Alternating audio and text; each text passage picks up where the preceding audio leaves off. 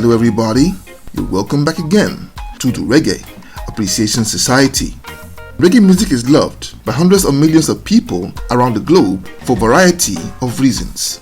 It could be because of the inspiring conscious lyrics, the warm thrilling vocals of the likes of Maxi Priest or Gregory Isaacs, or simply the superb and sinewy rhythms or instrumentals that power the songs, dictate the pace, and get you skanking on your feet to the beat. The lyrics are the soul of reggae music, but the rhythms are the heartbeat. There have been countless sensational instrumentals over the years, cranked out by the phenomenal musicians who have come out of Jamaica. Off the top of my head, if asked, I always mention Peter Tosh's Bush Doctor and Black Uhuru's Sensimilia as some of my personal favorites.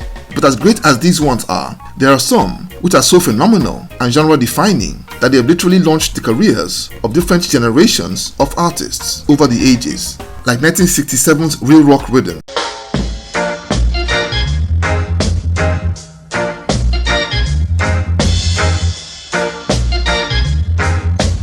created at Coxsone Studio One, or the Sleng Teng Rhythm of 1985.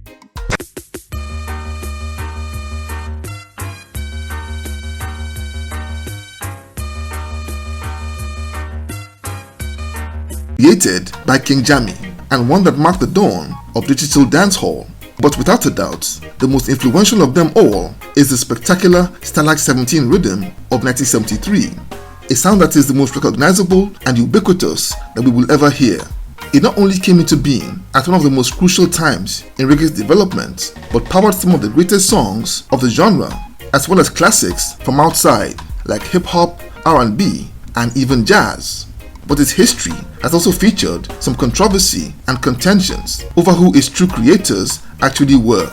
A sensational body of music that is practically an institution and one whose story deserves to be told. So let's take a look at the story of the Stalag 17 rhythm, reggae's greatest ever instrumental. Now this story begins with a man called Winston Riley, ace producer, businessman and former member of super rocksteady vocal group The Techniques.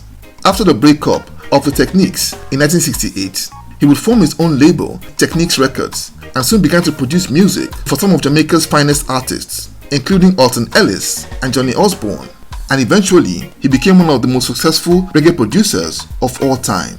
In 1973, Riley had been frequently hiring the services of super studio backing band the Soul Syndicate, an elite lineup who at its core would include guitarist Earl Turner Smith, drummer Carlton Santa Davis, and bassist George Fully Forward.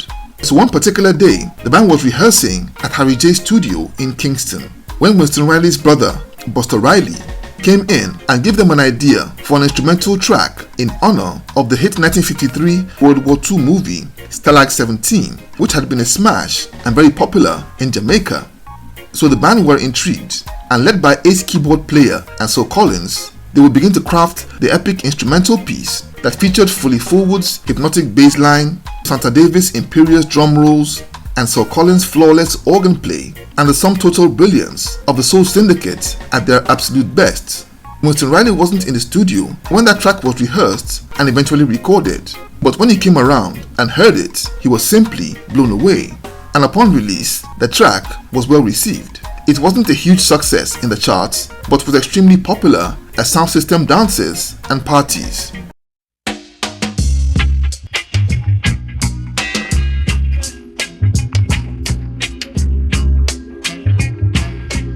And it was also really loved by musicians all over the island. It wasn't long before dancehall artists began to use it for their own tracks. I'm not certain, but I believe the first to cover it was Big Youth, who toasted over it on his 1974 track All Nations Bow, and that track's success would open the floodgates for numerous covers. Its incredible acceptance was proof that Stalag 17 rhythm was super hot. All Winston Riley had to do was combine it with a wicked vocalist, and it would catch fire in the dance halls and the charts. It was what you would call the right sound at the right time, the very era when King Tubby's dub mixing techniques were catching on in Jamaica big time, and the song would slot in seamlessly with that trend. And musicians were soon lining up to get the Stalag 17 treatment for their songs. In 1979, it would be deployed by Winston Riley for General Echo's smash #1 hit, Arlene, and by the dawn of the 1980s, it was undoubtedly the most popular rhythm in reggae music history. It was so influential that it began to be used as an introductory rhythm to introduce Bob Marley at his live shows. But among the most popular incarnations of this great beat was on Sister Nancy's monster hit Bam Bam, which came out in 1982.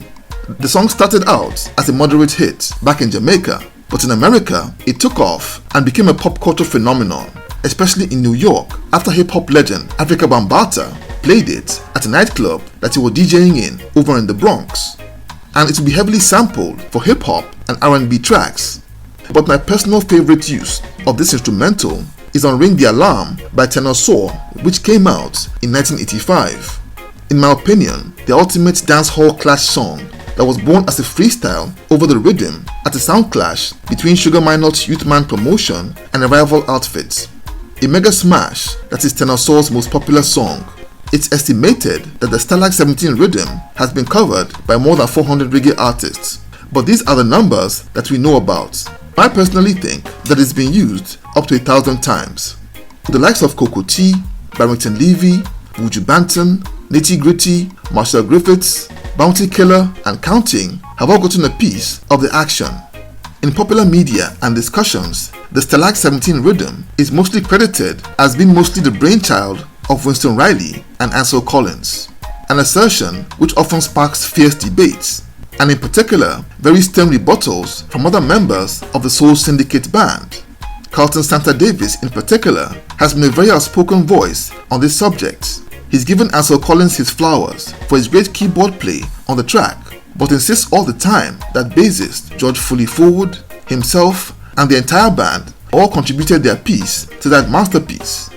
Controversy aside, the one thing that intrigues me the most about the rhythm is its influence beyond reggae and dancehall. It's been used by some of hip-hop's biggest names since the 80s, like Public Enemy, Jay-Z, Kanye West, Alicia Keys, Too Short, and many more. The Stalag 17 rhythm is simply a stunning testament to the unbelievable talent that was simply overflowing out of Jamaica at roots reggae's peak in the 1970s. A perfect storm of musicianship, production, instrumentation, cultural timing, and ingenuity. It's not only one of reggae's greatest instrumentals, but in my humble opinion, it's simply one of the best put together across all genres of music. So there you have it. Thank you for watching this video today. Please leave a like, subscribe, and until next time, Jah bless.